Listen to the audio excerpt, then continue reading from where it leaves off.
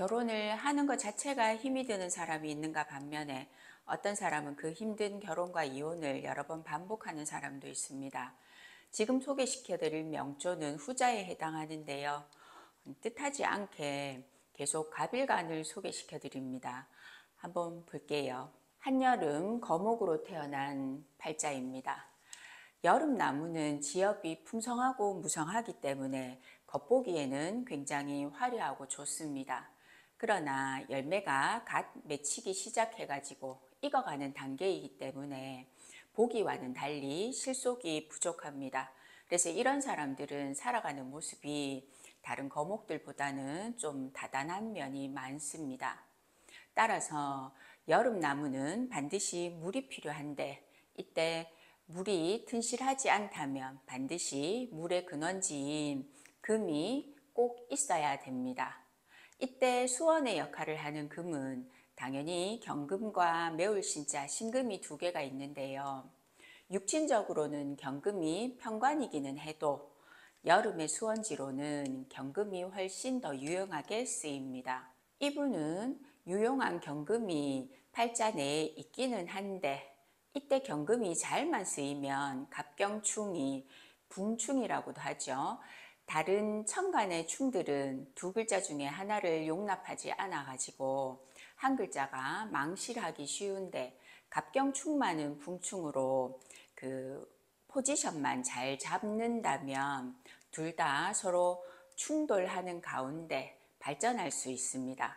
그러나 이 명조는 경금이 양 사이드에서 갑의 충을 받고 있고 그리고 앉은 자리가 인호 화국위에 있어서 경금 자체가 너무 유명무실합니다.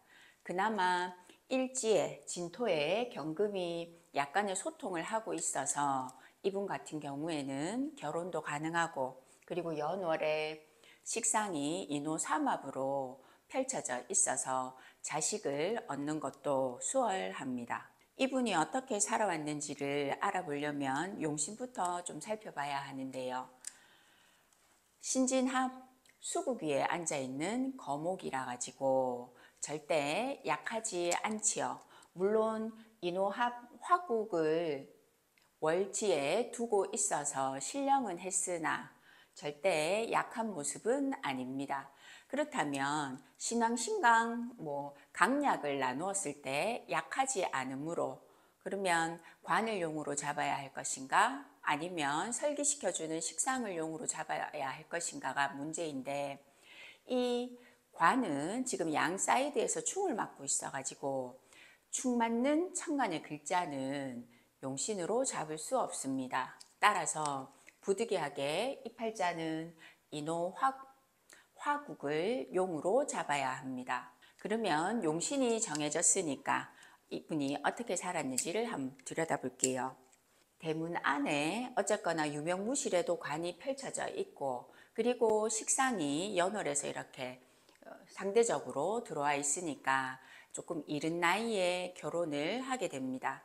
무진의 진대운에 사람을 만나가지고 결혼을 하는데 기묘년에 그 기가 오면서 갑경충을 풀어줍니다. 따라서 갑경충이 풀리니까 급작스럽게 결혼을 하는데 원래 약하지 않은 거목이라도 양인 겁재가 올 때는 뭐든지 갑자기 나도 모르게 순식간에 이런 뜻이 묻어 있는데요. 기묘년에 그렇게 사람을 만나서 얼마 연애하지 않고 바로 결혼해서 경진년에 아들을 낳습니다. 그리고 바로 뒤이어서 개미년에도 아들을 낳습니다. 사주 원국을 보고 아들이 있느냐 딸이 있느냐 이거를 논할 때는요. 그 옛날에 딸을 자식으로 취급하지는 않았죠. 그 아들이 팔자에 있으려면은 음양 배분이 특히 고루 있어야 됩니다. 인호 식상이 잘 펼쳐져 있으니까 이 무진대운에 결혼하면서 이 식상에 화국에 해당하는 자식을 놓는데 둘 다 아들을 얻게 됩니다. 이렇게 사람을 만나서 자식을 낳고 정묘대운을 맞이합니다. 정묘대운부터는 일단 용신이 인호 화국이 정해졌으니까 병인 정묘운은 내가 원하는 용신에 해당되는 목화운이 펼쳐졌지요. 정묘대운 자체는 큰 어려움 없이 잘 넘어갔는데 병인대운에 들어서면서 갑오년에 이혼을 하게 됩니다. 용신이 인호 화국이니까 당연히 이 오행적으로 목화운에서는 그 살림살이 나아지고 나는 내가 하는 일이 좋아지고 발전한다라는 뜻은 있으나 비겁 육친의 뜻도 해석을 해줘야 됩니다. 뭔가 분탈사가 일어나야 되겠죠. 따라서 이 묘대운 끝자락부터 원국에 있는 이 남편과 사이가 흔들리기 시작합니다. 이때 흔들리는 이유는 갑일간 입장에서 오는 일종의 홍념살이죠. 그러니까 내가 바깥에 활동을 하면서 절대로 조신하게 사회활동과 집안일을 잘 병행하는 게 아니고 바깥 활동을 좀 더 열심히 하면서 그리고 홍념이니까 외부 사람들의 유혹도 받습니다. 그러한 가운데 병인대운의 병초반인 갑오년에 남편과 이혼을 합니다. 이때 갑은 비견이죠. 천간에서 비겁이 들어올 때는 어떤 모습이든 분탈사는 겪게 되는데 이 팔자 같은 경우에는 원국에 갑갑이 이 비견갑이 연에 떡하니 펼쳐져 있지요. 그러니까 세운에서 용신대운이라도 갑오년에 이 비견이 들어오니까 이 비견이 대문 안에 경금을 충해서 날리죠. 게다가 세운의 연지 오화가 경금이 앉아있는 월지를 형으로 흔들게 됩니다. 따라서 갑오년에 이혼을 하게 됩니다. 가끔은 용신운에서 이혼을 안 한다고 생각을 하시는 분도 있는데 용신운이라고 해서 절대로 이혼을 안 하고 그리고 뭐 어떤 투자를 했을 때 약간의 손실사가 발생하지 않고 이런 것은 아닙니다. 내 원국 내에서 이혼을 해야 한다면 용신운에 반드시 이혼하기도 합니다.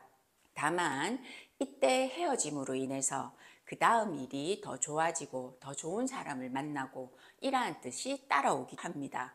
그러나 이분 같은 경우에는 대문 안에 있는 이 관이 너무 유명무실해서 어떤 사람을 만나도 남편 덕을 논함에 있어서는 득은 없다. 자, 그렇다면 원국의 시에 있는 이 신금관은 그럼 내 입장에서 좋은가? 그것도 아니죠. 대문 안에 있는 경금은 항상 관, 그러니까 남편으로 쓰고 대문 밖에 있는 이 시는 애인별로 쓰는데 어떤 누구를 만나도 이분과 살게 되면 남편 하는 일은 잘 된다라는 뜻은 없습니다. 왜? 내 원국 내에 관이 너무 부실하니까. 그리고 대문 밖 이 신금은요, 신진합으로 인수국을 만들지요. 인수라는 뜻은 뭐 어떤 인덕을 논할 때 있어서 누가 나를 도와준다, 엄마가 나를 챙겨준다 이렇게 생각을 해서 무조건 좋은 것인가 라고 생각할 수 있으나 인수는요 팔다리를 묶는다라는 뜻이 기본이 있습니다. 그러므로 이분은 바깥의 남자를 만나면 항상 나를 구속하고 그리고 이 여자가 뭘 하고 다니는가 늘 이렇게 쳐다본다라는 뜻이 있습니다.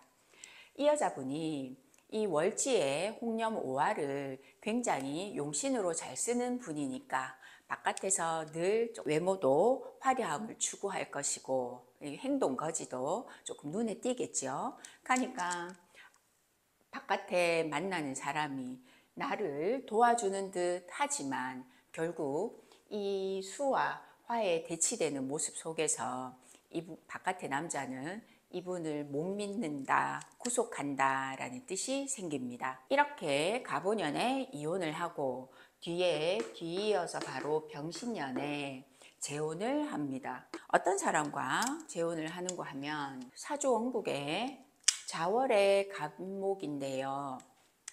나이 차이가 조금 있지요. 이 팔자는 그 지지에 자묘형, 좌우충 이렇게 있어가지고 나를 생해주는 인수가 깨졌어요. 그런데 이분 또한 절대 신약한 팔자 아니고 신왕, 신강한 팔자입니다. 이 충형이 있어도 연에 이 개수가 생을 해서 들어오고 양 사이드에 비견이 절대 약한 세력이 아닙니다. 상생상극에 있어 가지고는 이 수가 목을 생조를 잘 하는 모습이죠. 이 많은 목들이 지지에 있는 옷을 식상제합을 잘 다스리는 모습입니다. 따라서 병신년에 이분과 재혼을 하는데 당연히 이 홍념을 잘 쓰시는 분이 매력 있는 사람을 찾았겠지요. 이분이 식생제를 쓰시는 분이라 가지고 요식 체인점을 조금 하시는 분입니다. 그런데 이 병신년에 만난 이분과 한동안은 잘 사는데 어떤 누구를 만나도 이 여자분 입장에서는 남편이 되는 사람은 한번 이혼을 했기 때문에 재혼하는 남자가 신인 것인가? 이렇게 생각하면 안 돼요. 재혼한 이 남편도 이 여자분 명조에서 관으로 작용할 때는 경금입니다.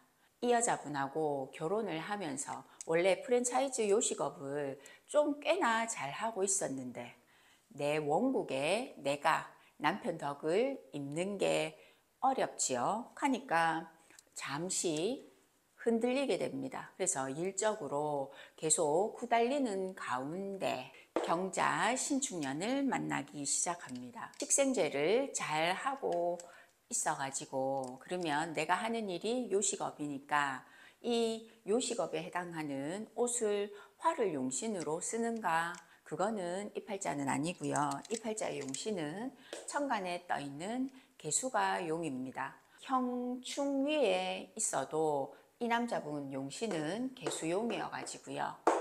이 여자분과 결혼할 무렵 그 전부터도 물론 대운상 조금 흔들리는 대운 가운데 겉만 좀 멀쩡하게 그 잘 되는 가운데 실속이 없는 세월 속에 이 여자분이랑 만나가지고 결혼해서 살았는데 경자 신축년 들어오면서부터 이 남자분이 하는 일이 안정되기 시작했어요. 그런데 이 여자분 같은 경우에는 그 경자 신축년이 인대운 끝자락입니다. 자, 49살부터 을축대운이 시작되는데 이분 용신이 인호하니까 을축대운은요 기신대운이죠. 대운에서 을이 와가지고 대문 안에 있는 을경을 다시 합하면서 남편을 합과하는 모습입니다. 이 여자분 입장에서는 남편과의 사이가 흔들리기 시작합니다. 이 경자년 자수가 인호화국을 한번 흔들지요. 세운에서 경자신축 관이라는 글자가 따라왔으니까 관에 대한 이벤트가 생기는데 나 우리 지금 남편하고 이분이죠. 못 살겠어. 이 인호화국을 흔들면서 자꾸 이혼을 고려합니다. 이혼을 고려하는 이유는 내가 홍념을 쓰기도 썼고 그리고 내 대운에서 그 귀신인 을축이 남편이 사라지는 운도 들어오고 그런데 아직까지는 이분이 경자 신축년은 인대운 끝무렵이라 가지고 미리부터 세운이 안 좋아도 미리부터 집 나가서 고생할 필요는 없겠죠. 그때 왔을 때도 조금만 참아보세요 이런 표현을 드렸었는데 결국 요 세월을 인고의 세월을 견딥니다. 시국도 코로나였으니까요. 자, 그 다음에 작년 이민 개묘년이 들어오니까 결국 인묘 그 약하지 않은 팔자가 비겁이 들어오니까 한 번 더 결단을 내리려고 하죠. 이혼을 생각해서 추진하려고 하는데 이 남자분이 그러니까 지금 남편이 이혼을 쉽게 안 해주려고 합니다. 이 남자분 같은 경우에는 경자 신축년부터 다시 운이 들어와 가지고 재물은 말년까지 안정되고 발전하는 운이고 그리고 끝까지 그 식생제 하는 모습이니까 뭐이 여자분이 마음에 들든 안 들든 끝까지 데리고 가려고 하는 모습 이어가지고 이혼을 안 하려고 하는데, 이분의 요지는 올해 계묘년이니까 양인이 한번 들어오죠. 그 모든 것들을 털려고 남편이 이혼을 안 해주면 소송을 할까요? 그거를 문의하신 분입니다. 소송할 필요 없죠. 어차피 내년에 갑진년이 들어오면 갑진 복음이 들어오죠. 내년부터 복잡 다단사가 시작되고 다시 한번 갑이라는 비견이 들어오니까 분탈사를 크게 일으킵니다. 경금 대운에서도 을경금 합금하면서 사라지는데, 세운에서도 갑진이 와서 한 번 더 충을 해주지요. 그리고 일지 진진자영이 묻어 들어오니까 안방은 흔들립니다. 남편분 입장에서도 원래 비견이 이렇게 중중한데 갑진년이 들어오면 분탈사가 똑같이 일어나고 오술합을 진이 와서 흔들게 되죠. 그래서 소송을 하지 않아도 내년에는 저절로 이혼은 하게 됩니다 라고 얘기해 준 분입니다. 그러면 이 여자분이 이혼을 이번에 그러면 두 번째죠. 두 번 하고 끝이는가? 다시 결혼을 하지 않는가? 그렇지는 않습니다. 이분 같은 경우에는 남자는 항상 그 말년까지 끊이지 않는 모습입니다. 왜냐하면 그 시지에 신이 신진합으로 계속 삼합으로 엮여서 나를 생해준다라는 뜻입니다. 그런데 어떤 남자든 이 편관이 나를 옭아매는 역할을 하기 때문에 바깥에 애인도 제대로 된 남자를 만난다라는 뜻은 없고, 대운에서도 갑자울축이 들어오면 결국 남자 덕을 보는 모습이 이쁘지 않죠. 이 금들이 결국은 축에 다 임묘하는 모습입니다.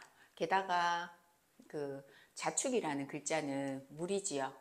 이분 입장에서 자축을 만나면 표류한다, 떠내려가는 부목이 되므로 결국 말년 마지막 모습은 그 여러 사람을 전전하면서 보내야 한다라는 뜻은 있습니다. 그러면 이분이 한 번 더 삼혼을 하게 되는데, 삼혼하는 시점이 언제가 되는고 하면 을축대운 마지막에 되면 세운에서요, 무신, 기유, 그 다음에 경술, 신해년이 들어오는데요.